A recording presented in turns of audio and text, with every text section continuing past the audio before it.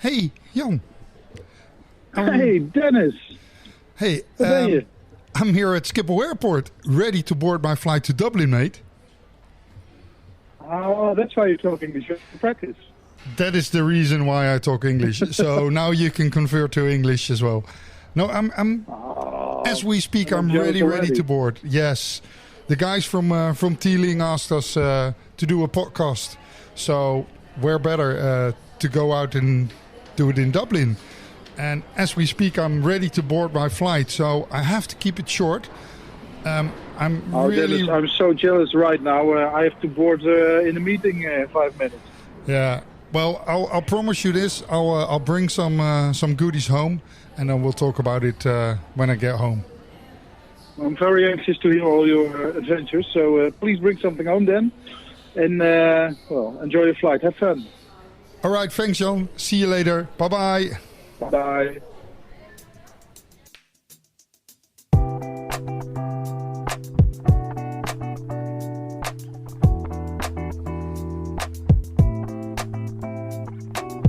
Welcome to Drop or Dram, the Dutch whiskey podcast, the English version. Pour yourself a good glass and enjoy our show.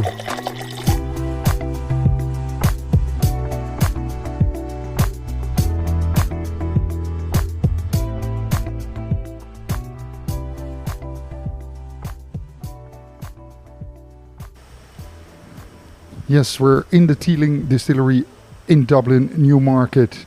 Hi ladies. Good afternoon. Yes, we're skipping more or less the exhibition side here straight away because James, our brand ambassador of the Teeling distillery, is waiting for us. I see the Lego distillery here. Oh, that is amazing. And we go straight into the part where the distilling actually is done. This is where the magic happens, the spirit of Dublin. And I see James standing already there. So he's gonna take us into this where we all hear about how Teeling is made. So I caught up with James here in the production room of the Teeling distillery. Hi James, thank you very much for having us as brand ambassador of the Teeling distillery. We're standing here straight in the production room and all is set in one single large room, more or less, straight in the distillery. It's a whiskey geek's dream, more or less. Hi James, thank you for having us. Yeah, thank you for having me. And stood on the distillery floor. I suppose, like, you can probably hear it in the background, but what you're not getting is the heat and the smell that's in here. So I suppose best thing is to come here and actually experience it, or pick up your favorite dram and have a sip while listening. Oh yeah, definitely you have to pick up a dram and listen to this episode. What's different about Teeling distillery? Teeling distillery established it's the new kid on the block, but it's a well-established brand at the moment. 2015, here right in the heart of the Liberties where it all began so long ago. It looks very clean, it looks very new, stainless steel washback, beautiful, one run. The first thing first, for production wise, the lauder tun. Take me through that. That is the mill of your Teeling distillery. I suppose, it's like the first stage of production for us would be starting off with the mill and the lauder tun, which would be where we process our grain. So, like most distilleries and most places, you kind of set up to do one thing. We very much pride ourselves on experimentation and innovation. So we're kind of set up to do many different things. So the kind of first kind of main piece of equipment that allows us to do this is our wet mill. As you can see, it's right here in the open. It's not behind some specialized bomb-proof room, because it being a wet mill means that it's a lot safer. It means that if you come in here, you can really experience it and hear it and feel it running.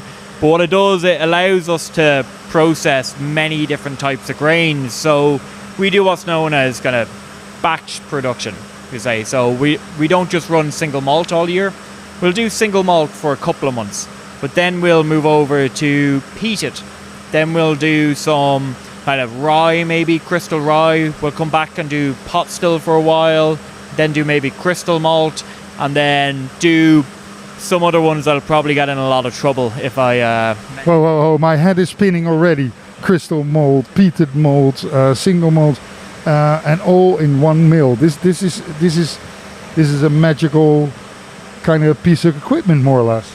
Yeah, I suppose it just allows us to be flexible in what we're making. So if we're looking at whiskey and kind of looking at the future of whiskey's made up of many different things. You have your grain, you have your yeast, you have your cask, and then elements such as water, peat, and how you process those. So if we can play around and experiment with the grain very early on in the production process, we can maximize the flavor and bring out new flavors in the whiskey later on once it gets into your glass.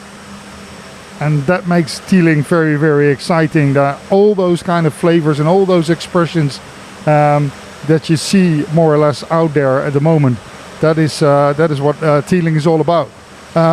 Great steel mash tun. We're not going to bore you with a complete production process. It is the whole experience. You really, really have to come down to Dublin and see it yourself.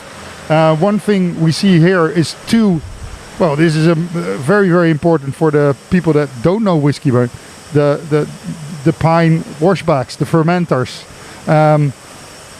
Pine washbacks, 2 of them. Why, how, what? So I suppose fermentation is very, very important because that's where we actually make alcohol. We use our yeast to eat sugar to create alcohol, but only recently has it been actually considered a source of flavors. So we're using a combination of different styles of fermenters. So we have our kind of traditional Oregon pine fermenters, very old school way of making making beer or making alcohol. But then we also use our modern stainless steel. So getting the best of kind of modern, efficient technology with the more traditional, inefficient technology as well. Getting the best of like the past and the future. But just like using the 2 different types of fermenters, we use 2 different types of yeast as well. So using distiller's yeast, the heavy lifter of the yeast world.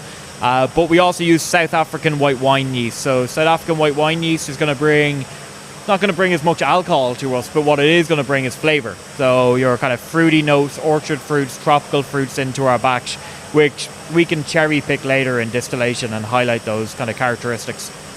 Oh, that makes interesting because and now it occurs to me that the fermenters back there's 2 pine fermenters here in front, and there's stainless steel fermenters just behind it. So as you were saying, experimenting with yeast makes more possible, like your milling as well. Different types of flavoring already in the corn and in the grains you use, and all the yeast. So a lot of things happening right here in, what is it, 200 square? Yeah, it is amazing. And as we take it is a podcast and you can't really smell, but oh man. If we came back in about like an hour, 2 hours, that would be vigorously bubbling away. There'd be a lot of heat. You could put your hand over it. Unfortunately, we're in the perfect time of the day where one of them is being emptied and the other one is just being filled. So if we come back in a couple of hours, you'll get the full waft of the tropical fruit. It starts to bubble already, and that is absolutely amazing. The flavors of there is fine. It's not a much CO2 yet, so we're perfectly fine at the moment. We don't have a hit in the face, and straight away 2-3 meters apart, 3 beautiful but completely different stills. Alison, Natalie and Rebecca. For your geeks out there, I have to say the first one is 15,000 liters or wash still. Then we've got the 10,000 liter intermediate still and the now 9,000 liter spirit still. And the spirit is flowing. You can hear it in the background here in the beautiful copper still. Right away, it is already distilling. The beautiful spirit of Teeling is coming out. 2 stills, 3 stills, condensers in the back. 2-3 stills, what you make double distilled and triple distilled. Yeah, so I suppose, Alison, Natalie, and Rebecca. So these stills are named after Jack Teeling, our managing director, founder. His 3 daughters, so just a nod to them. So the stills are made in Siena in Italy by a company called Frilli, and they're kind of modelled after the old traditional style of Dublin pot stills. So in terms of yield, these 3 lovely ladies, as we call them, would output about 550,000 LPAs a year, so with the capacity to even do more than that. And then in terms of kind of what we make, so predominantly what we make is triple distilled Irish whiskey. So the reason we triple distill is because with triple distillation it allows you to highlight your yeast characteristics, your lovely light fruity tones that we're getting from the Oregon pine fermenters and our South African white wine yeast. So the bulk of what we're actually doing is triple distillation. We do a small bit of double distillation for some stuff such as peated and different varieties. And the reason we do that is just like with the mill and the fermenters and with our cask, we'd like to have the options there in the warehouse to have all of these different wells of flavours. But predominantly what we would produce would be our 82 to 84% ABV triple distilled spirit. And that will be coming off Rebecca, our 3rd still. And the liquid that comes off has this quintessential Teeling kind of fruitiness to it and this kind of spiciness to it. And I think we can literally just finish up seeing our distillers down there working on something that hopefully isn't breaking, hopefully going all good. They're getting up there, so they're getting back to their own office, I guess, so pretty much okay. It is not a direct fire still, so we don't have any fires here at the moment, so really nice. Looking at the stills themselves, they're quite bulky on the middle side. And it's not a very high neck and everything. So it's a very small, bulky, more or less like me. A little bit too fat on the outside. Head is okay, but that's about it. Yeah, I suppose. Oh, that's fine, thank you. No, not at all. I suppose our stills, they're kind of modelled after the old kind of traditional style Dublin pot still that would have been kind of seen in the area during the 17th and 18th century. Same way with the wooden fermenters, looking to kind of have a nod towards the past. So, as you can see, kind of hitting it in the middle, bulky in the bottom. There is a tall neck, but not the tallest of necks that you're getting. But the focus for us is what the stills are producing is producing a lovely, smooth, fruity, very, very fruity and nice kind of spicy style of spirit across the board, depending on the style that we're doing. And then 6 years down the line, it's great to see that kind of flavour develop through the stills and getting used to the type of spirit that these stills produce and what they bring to develop this kind of quintessential Teeling character.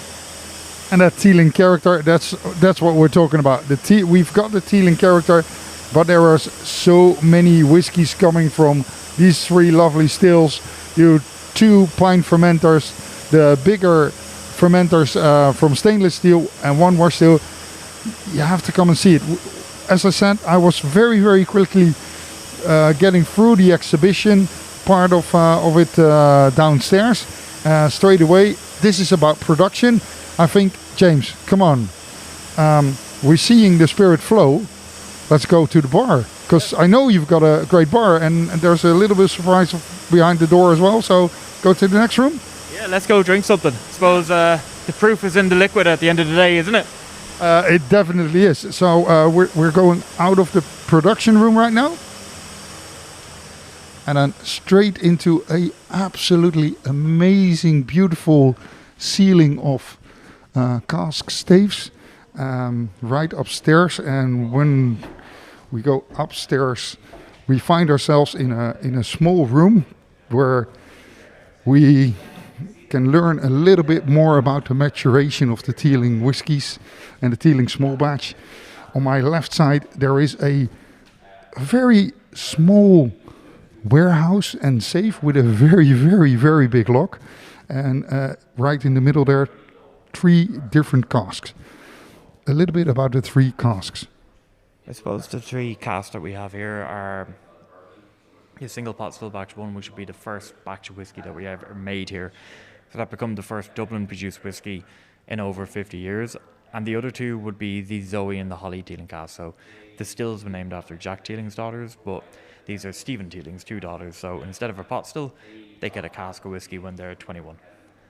That's a very nice thought. Now that's going to be one hell of a party. Yeah, absolutely. So, are we invited, you two? Yeah, hopefully we'll keep you on the guest list. Oh, that will be ever nice.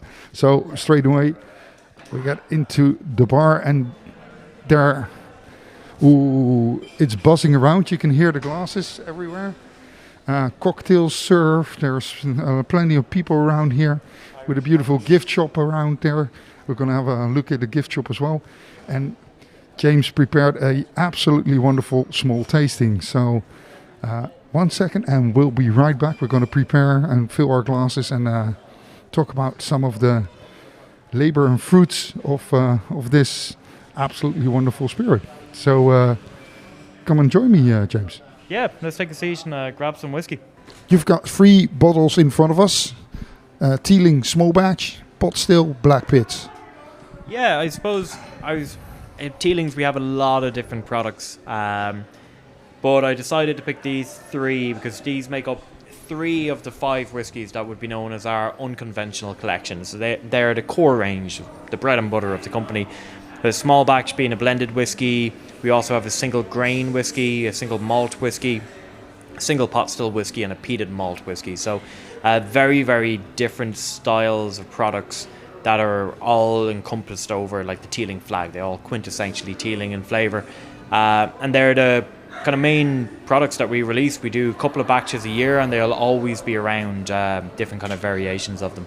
Yeah, even the small batch, I'm already having a sip because you're talking and I'm drinking, which is absolutely fine. Small batch, as you were saying, it is made in a small batch, as we saw just in the production room. Why is it small batch? Does it differ per batch? Yeah, so I suppose small batch, what that means is more control over the flavour. So the smaller the batch you have, it means that we have a lot more control over highlighting good quality cask. So if we have cask that's really showcasing some amazing flavours, some amazing characteristics, in a small batch it can be put front and centre. In a bigger batch it will make the overall batch better, but it won't have its chance to shine. Now that does swing the opposite direction as well. If you have a cask that's not hitting the mark, it's not saying it's bad, but it's not suitable for the product that it was intended to go into. It's going to bring a small batch down as opposed to a bigger batch where you can put it in and it won't really be noticed that much. So don't get too technical because we'll lose listeners right at the moment. Yeah. But I'd say that to summarise that, I'd say the small batch process means that we have the unfortunate job of having to taste every single cask of whiskey that we have in the Teeling whiskey. How much in a batch? We're talking about 50 barrels there and there. Oh, nice. And it is a rum cask, not a rum cask finish, is it? Yes, so this is a blended whiskey, so corn and malt, like most blends, aged in bourbon, but then we wouldn't really say a finish. What we say is a second period of maturation in Central and Caribbean rum casks. So casks from all over the Caribbean area. So some spiced rum, you have agricole rums, sweet rums, to bring a nice fruitiness, a nice spiciness, a nice kind of sweetness to the whiskey. And the length of the maturation in that could be a year, could be 9 months, could be over a year. And how we know it's done is, and I'm sure you got it when you picked up the whiskey, is that rum, raisin, sultana, figs, dates style of nose to the whiskey. And that's how we know when we open up the cask that small batch. Very full-bodied, 46%. A reason for 46% unchill filtered, probably 46% there. So 46% came from, of course, non-chill filtered, as you said. So leaving all those natural fatty esters and oils in there just to keep them in there, keep the flavour, keep the character of it. But we chose 46 because we tried it at most other alcohol percentages, and 46 is where it tasted best, so we went with that. Oh, nice. I really like it. It is very full-bodied. It's not your typically Irish, as most people would think, probably. It's got so much more flavor in it. As you were saying just now when we walked through the production room, so many yeast, so many flavors, so many casks out there. And in the core range, yes, people, we're flying through the core range, but he's got some other bottles here in front of me, and I'm very, very keen to go up there. But not very important too, the Teeling whiskey pot still. I know I had one of the pot still Teelings, batch 1, and I have got batch 2 probably. Is this another batch, or is this is the real Teeling whiskey, all distilled here right in the Liberties in the middle of Dublin? Yeah, so this is, as we saw the cask inside, the first Dublin distilled whiskey in almost 50 years. This is the culmination of that. So we did it in a batch series initially from 2018 with batch 1, 2 and 3. Once we got the batch 4, we went, there it is. That's what we want. That's what represents the single pot still that we have. So this is following on with the small batch. It's still done in batches, but it remains in the same kind of realm of flavor all the time. Yeah. So the pot still, what it is 50% malted barley, 50% unmalted barley, which is a fairly huge amount of unmalted barley to put into 50-50. Yeah, that is for some of the listeners. They will think, what is malted and unmalted barley? We explained that in other episodes before, but 50% unmalted barley, the yield in there, that's going to have a huge effect on the yield. Yeah, it obviously putting 50% of something in that does not have fermentable sugars is going to affect your yield. But the reason why we're doing that is not to make yield, not to make as much alcohol as possible, is actually for flavor. So if we try to make as much alcohol as we could possibly make, you're sacrificing flavor. So it's all of the nature, the kind of the nature and the character that's going to give you the flavor and the texture. And that 50% unmalted barley, and I'm sure you pick it up on the palate, brings a lovely oiliness to the whiskey, an amazing kind of creamy, silky texture, and an incredible pink and black peppercorn spice to the tip of your tongue that is coming directly from the grain itself. It's not coming from any cask, it's coming from the soil in the ground and the barley. It's been dried, milled, lathered, fermented and triple distilled. Yeah, also a little dryness in there. It's a lot drier than the rum cask. The rum cask has got a lovely sweet tooth in there. If you're a sweet tooth, it's really, really lovely. I can see myself finishing the bottle with some friends, and I brought some friends along with me.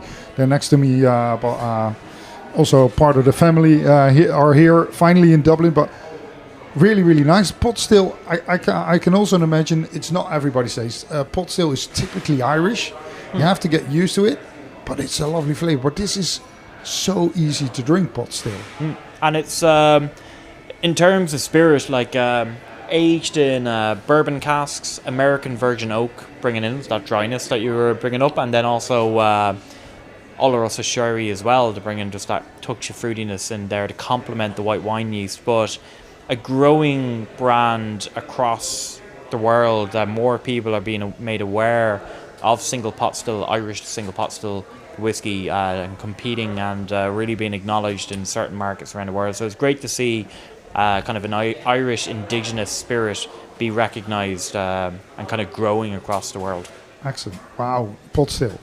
And now for something that you brought in the COVID period.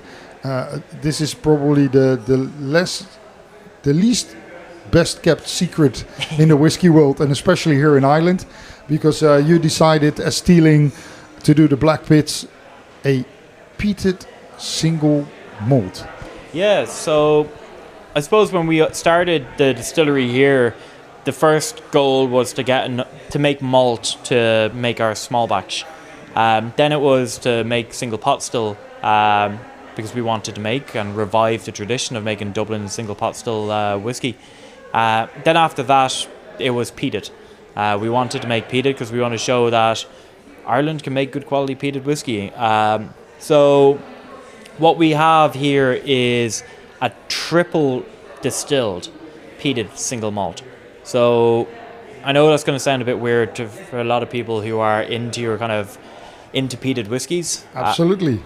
So those peat heads, watch out, guys. Here comes the secret.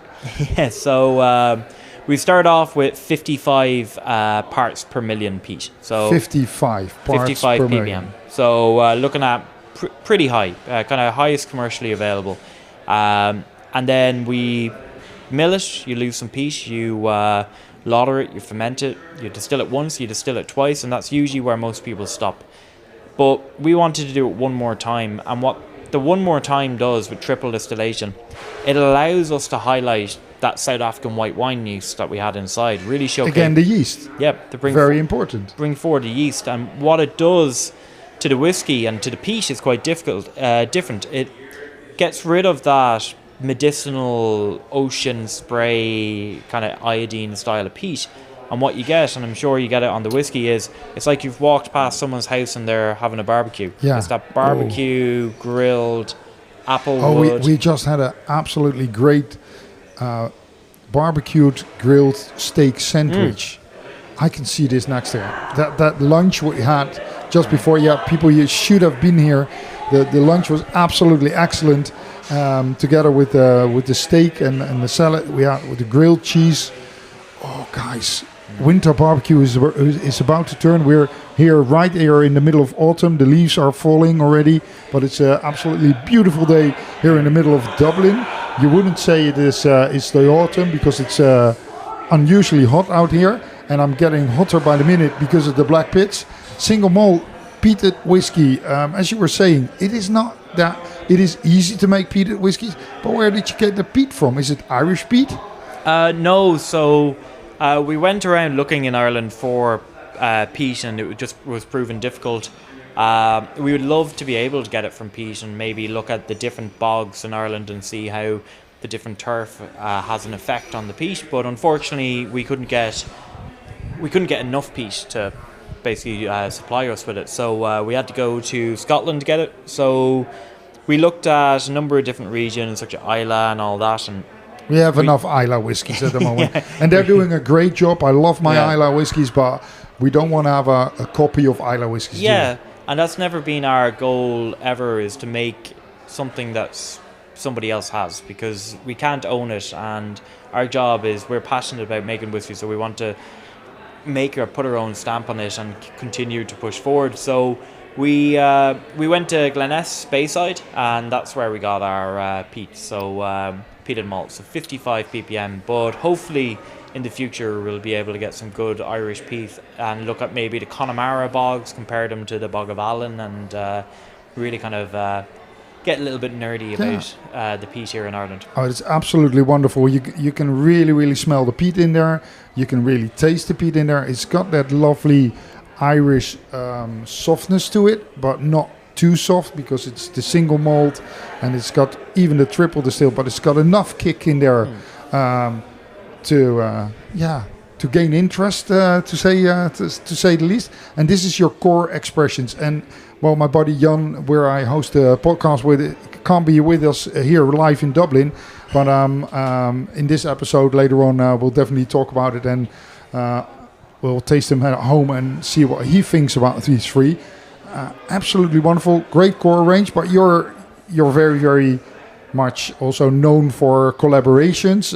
You have different collaborations, and you've got specials, you've got limited editions, and straight away core range, absolutely wonderful, but new things on the market. And okay, if you're listening this 1 year later than we recorded it, it probably is gone already. I'm sorry for this, listeners.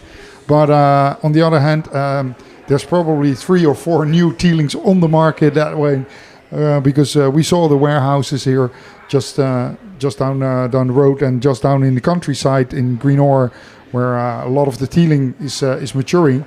One of the latest ones you've got here is absolutely.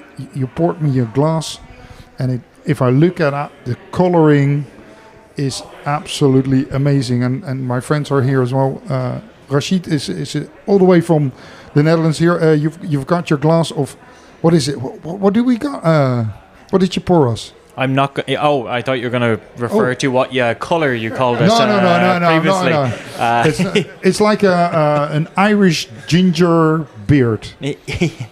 And you just put your face mask down, so that might be a reference. Yeah. So what this is actually our aged single grain, or our vintage grain, if you'd like to call it that. So this is. So we had a grain whiskey in our core range, which was called the single grain. We're very matter of fact with our names and Teelings. So the aged grain came from that, and the flagship single grain was Cabernet Sauvignon aged, so fully matured in Californian Cabernet Sauvignon. So looking at your New World wine, your red fruits, your berries, your strawberries, real lovely, easy and approachable. This one though we've done a lot of wine maturation, even with the black pits being Sauterne aged. We had this flagship single malt aged was aged in 5 different varieties of wine casks. So we built up some good relationships with barrel growth. So I guess the Teeling family love their wine. We do, and we even love wine casks even more. So we built up some good relationships and some good experience with using wine casks. So we kind of looked at the single grain and said, like, okay, how can we elevate this? How can we bring this to a new level? So then this came around. So this is aged in bourbon initially for about 9 years. It just gives that grain a good foundation, a good bedrock to build on. And then it's transferred over to Bordeaux Cabernet Sauvignon casks for 4 years. So old world wine, your cherries, your maraschinos, your heavier kind of style of fruits, your big kind of grape mustiness to it. And bottled, not at 46, went a little bit different at this because it actually tasted better for us at this. 50% ABV, just proved to have that perfect balance between the cask and the actual spirit. And for me, it's stunning. Like the ginger comes from the Cabernet Sauvignon. I'm here with my good buddy Rashid. Maybe if you came to one of our shows in the previous times, you saw him on our whiskey stand once. Rashid, don't drink and talk at the same time. Rashid, great to have you here in Dublin as well. Jan couldn't come, but I've got a co-host at the moment, so you're finally in your first episode of Drop or Dram, the whiskey podcast. What do you think about this? Absolutely marvelous. Normally grain whiskies, well, you want older grain whiskies to have the real taste, but this is 13 years and so much flavor, so much in it. It's fantastic. Yeah. Absolutely wonderful. Yeah, 13-year-old single grain whiskey, and we're talking most of the grain whiskies you see out there, they are 25, 30 years old. It doesn't have to be that old.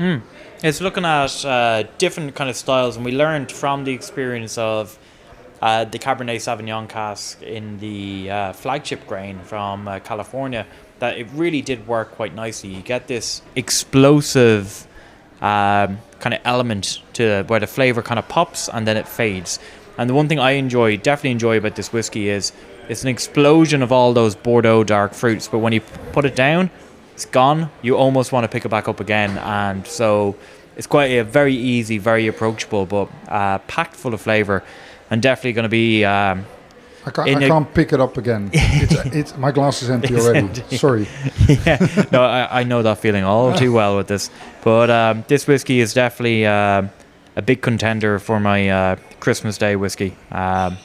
Christmas Day. Is it here to stay, or is it a limited edition? For now, it's a limited edition. So it's there only may not Christmas 2021.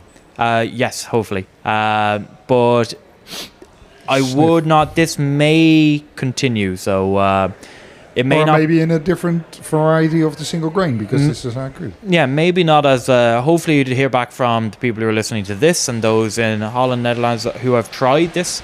So once we get feedback and we see how people actually see, we may look to go and maybe do a different style of cask or do something different with it and expand on the series. But hopefully getting it into people's glasses and sharing the Dram with people is the only way we can find out that.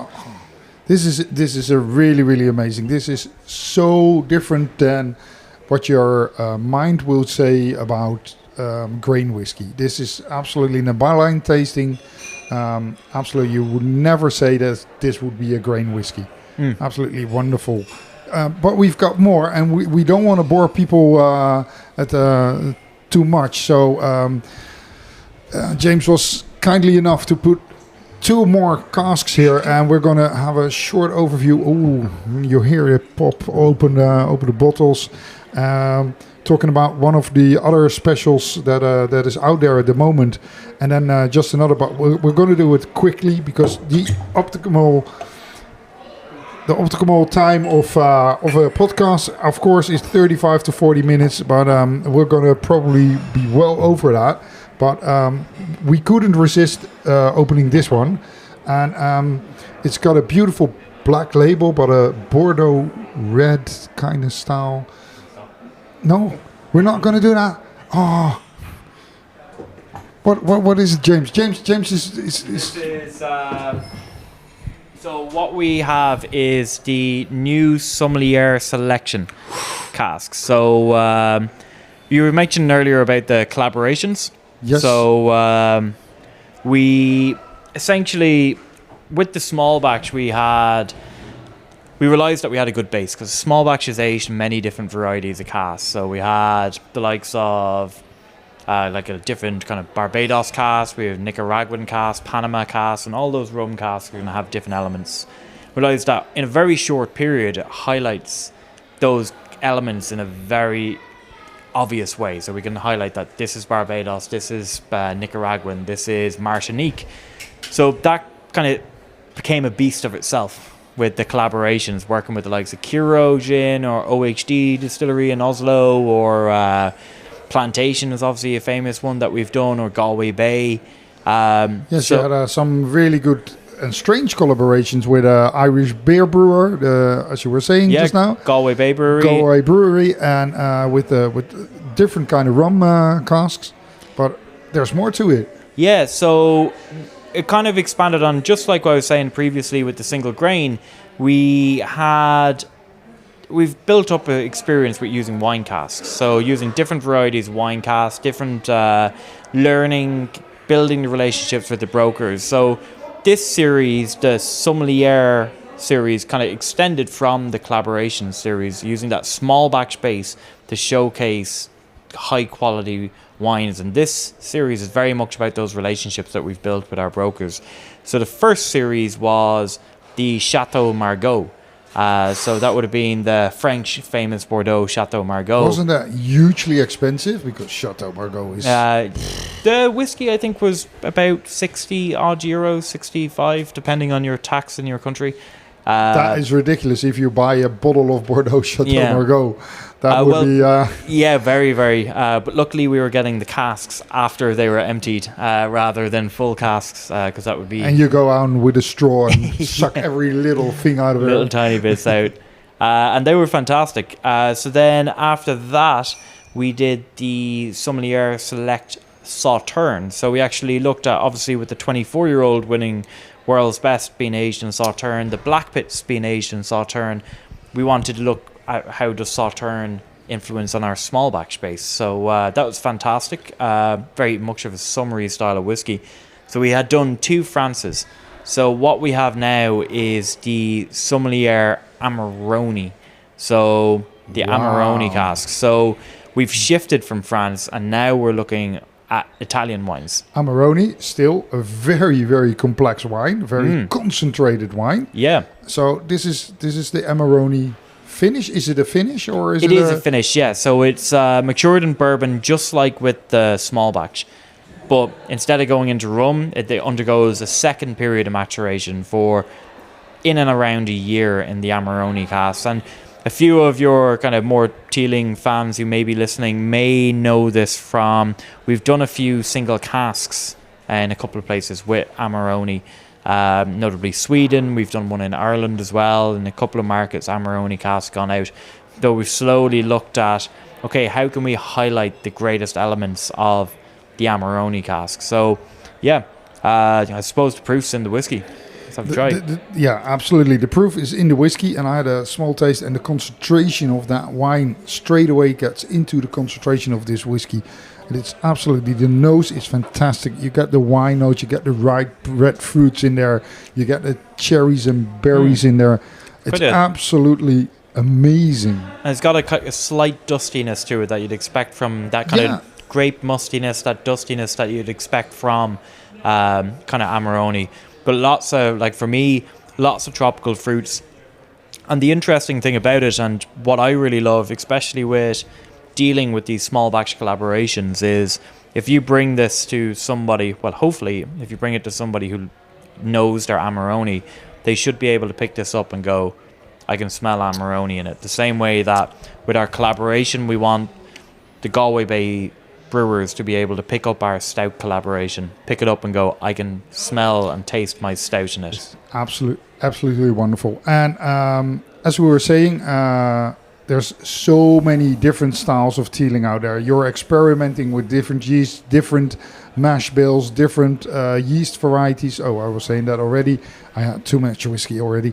And on the other hand, making wonderful cocktails and wonderful Irish coffee. And definitely your Irish coffee is one of the most recognizable here in Teeling, I heard in the bar. So we will definitely go and have a taste of the Irish coffee. You brought a lot more bottles right here on the table, but we're going to keep it a secret. I think people, you have to get out there and come and visit Teeling and watch yourself why this phoenix has arisen from the ash. The spirit of Dublin, it is right here in the middle. We have to keep it a little bit short, but it's going to be a long night ahead of us. We're going to taste some more of these wonderful collaborations and single malt whiskies, Irish whiskies. What do we have more releases? Well, there's too much on the table. James, thank you so much for having us. Let's put the mics down and enjoy yourselves, because we're way overdue in work time. It's time to enjoy ourselves. I hope our listeners enjoy this as well. Otherwise, pick up a Teeling bottle somewhere down the line. Enjoy this podcast and come over to Teeling. Drop us a line, drop James a line, and he'll be happy to explain everything around Teeling. And we're going to enjoy this wonderful bar here in the Dublin Liberties. James, thank you very much. Yep. Cheers. Thank you very much. And I suppose Sláinte, and Sláinte. I hope to see some of your listeners in the distillery soon. So if any of your fans and listeners are coming in, please just give us a shout, or just come to the reception and just say, I know James. And the magic word, drop or dram, the whiskey podcast. Yeah, say drop or dram, and we'll roll out the red carpet. Oh, nice. We have to find the red carpet first. But no, thanks very much for having me. And well, thank you Ross, very much for having us. And it was our first episode after the COVID period, right here, live at the distillery, which is absolutely amazing. Actually seeing people in real life. It's fantastic. So much more wonderful than on Skype or on the phone. We'll definitely come back to you, maybe on the phone, but otherwise we'll be back here in Dublin. James, thank you very, very much for having us. Thank you. You're listening to Drop or Dram.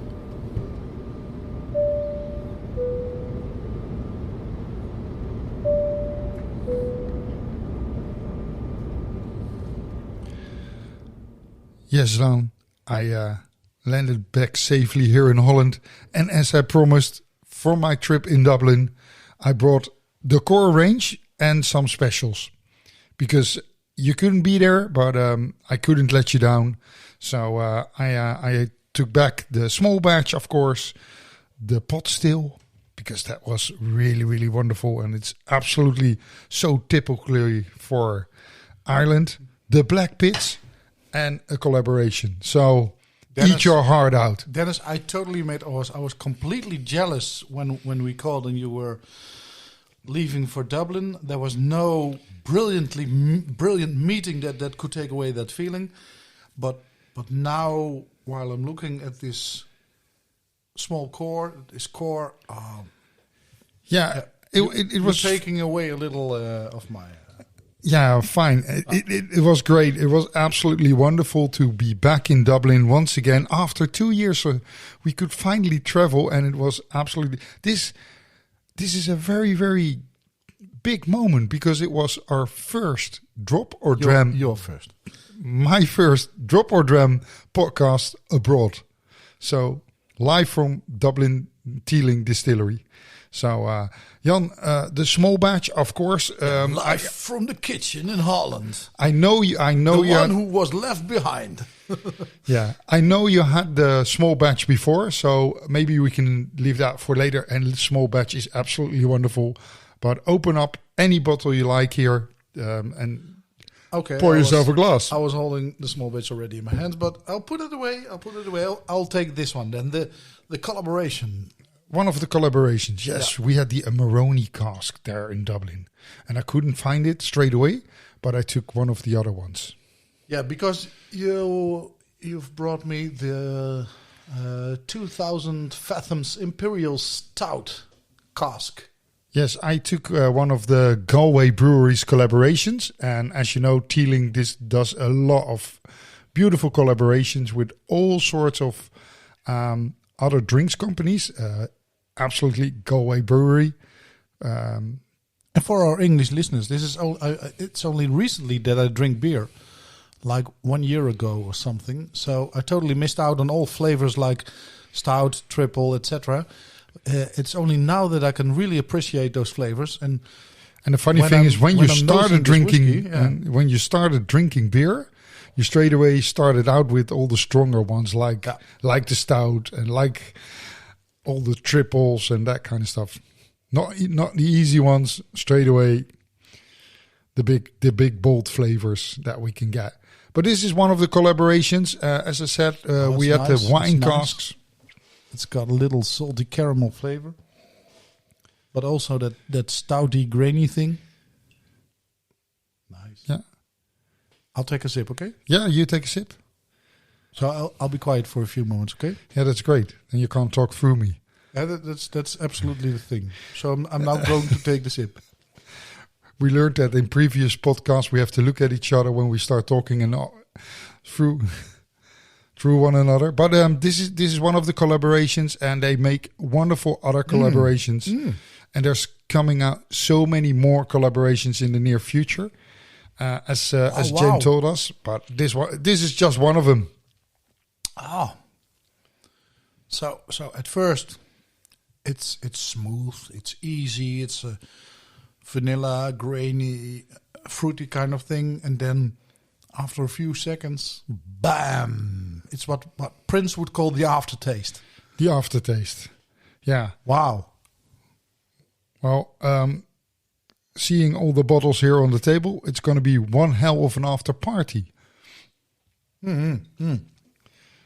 Hey, you've been to Dublin. I've been to the kitchen table. Yeah, no, it's absolutely wonderful just having those things around us. And the Teeling whiskey company makes such a good core range, and the collaborations.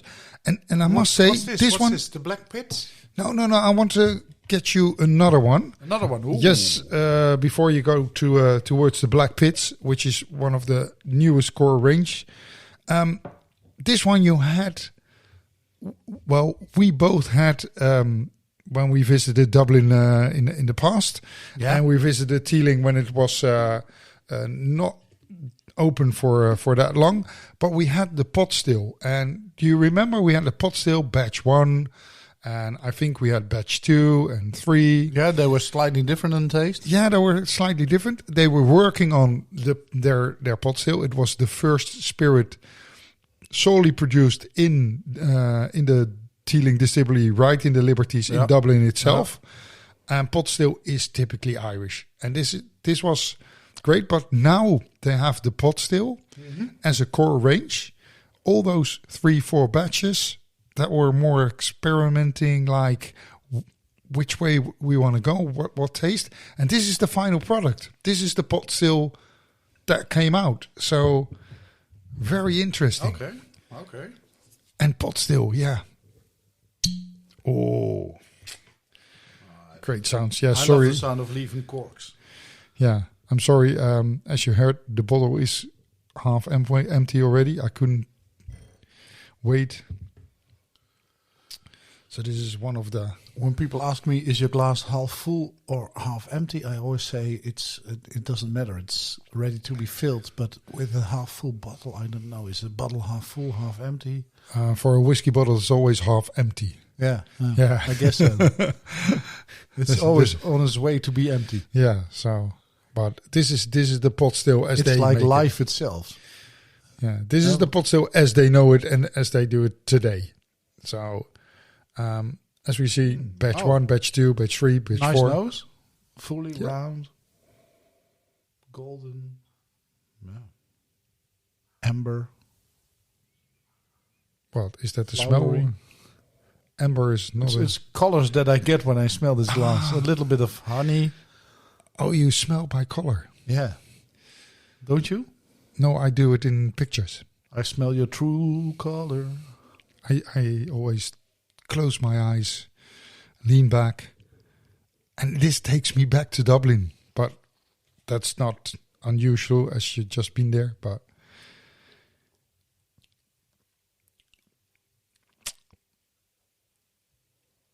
yeah, this is great. This is typically Irish. Only the Irish can do a pot still this way. Malted, unmalted barley. Absolutely. And I guess listeners think, why is Jan so quiet? But I'm smiling from ear to ear. You can't see it. It's not a video. But and when I'm smiling from ear to ear, it's hard to talk. Wow. This is, wow. Yeah, Well, you talk then. I'll taste. Yeah. Yeah, but all the listeners have been hearing enough about me when I was in Dublin with James at the table, and we tasted so many more stuffs out there. So it was too hard to make a choice. I only had just a few spaces left in my suitcase to bring back. Of course, the core range is widely available, easy to get. But the collaborations, you have to find that little bit harder. But don't worry, they'll keep on pushing themselves to do more collaborations. They have absolutely wonderful ones. Whenever you go back to the distillery, please do so. Go to the Liberties, visit Teeling Distillery, because they have 2 absolutely wonderful distillery exclusives there as well. You can bottle straight from the cask. Wow. Just wow. And Dublin is wow. So Yeah, I know you are rushing because you want to end this much too long podcast. But while you do, I'm just taking a little sip of the black pits because it's ripened on Sauterne, and I'm a very big fan of Sauterne. So I try to talk while I smell. And the creamy sweetness of the Sauterne is hitting me already. It's not very smoky, although it is a little bit smoky whiskey. So I'm now going to taste. That's when I fall quiet. it's just absolutely wonderful. And oh man. And little smoky creaminess, And we see it, salty caramel, and then after that one, bam, sweetness of the Sauterne. we see it more and more often now coming back to Ireland. Smoky whiskies. It's not only Scotland that does smoky whiskies, but Ireland is coming back, and the Black Pits is absolutely one of those things that is. Okay, then. You got me. You've got my most feminine side out, because I'm very angry at you and jealous that you did go to Dublin without me, but I fell in love with the nice things that you brought back, so I still love you. Oh, that's absolutely wonderful. Thank you, Jan. But next time, come back. We'll go back to Dublin and do more and more live tastings from distilleries all around the world, because we have a long trip to go. And for our English listeners, it was absolutely wonderful having you. And we'll probably try and do more English shows, because we got messages from all across the world that sorry, I couldn't understand the Dutch podcast, but we'll promise you we'll do make some more English versions. We'll make some English more versions, but for now we have plenty more to taste. let's enjoy. Yeah, we will. Bye. Bye-bye.